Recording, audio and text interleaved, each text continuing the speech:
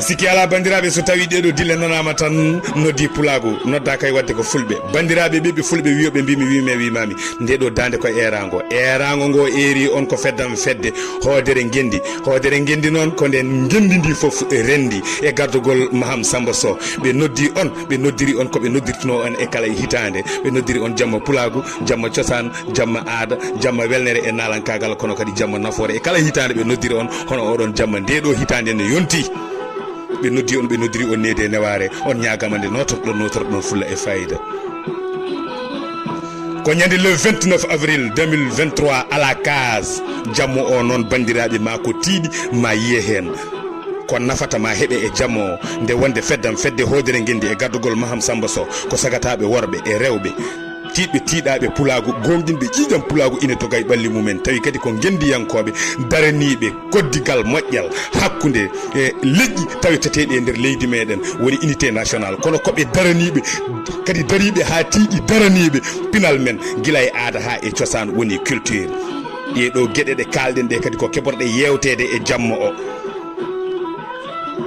so tawi ɗeɗo gueɗe jewtama noon ko jewte naftoje rendo yo Allah hokku meɗen naftorade nafore ɗeɗo jewte gare e keewal feddam fedde hoodere gendi ɓe mbi so tawi en gari ma en keɗo jewte ɗe kono ma en taw toon welnere so wiyama welnere noon noddi nalankagal ma en taw toon diɗɗal jaalal ngal jaam e jaleɗe e beleɗe so e bela e beldal so tawi wiyama diɗɗal jaalal noon so ari weeli so wiyama diɗɗal jaalal so tawi ari pulago welto diɗɗal jaalal ngal jaam e jaleɗe e beldal so jamma foti ni noon gila e nodduɓe jamma o feddam fedde hoodere gendi e gardugol Maham Samba Sow so jamma fotiri ni gila e noddaɓe e jamma o diɗɗal jaalal on jamma mawni ɓuuri jammaji wadde noon so jamma mawni ƴewene baaba ɓe cuɓi gorko pullo ɓe mbaɗi ɗum baaba hol baaba jamma o ko ba Abou Siley gorko pullo mawninɗo pulago jiɗɗo leñol mum teddinɗo ɗemgal mum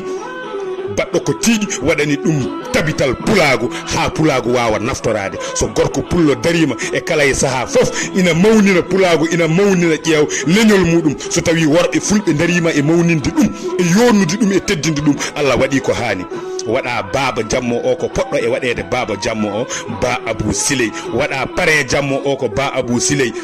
on ne fote waɗede babal jamma potirɗo ni ko le 29 avril à la case tawi natirte ko ujunere mbuɗu à partir de 20h feddam fedde hoodere gendi e gaddugol Maham Samba Sow ɓe mbimo ɗon noon gare e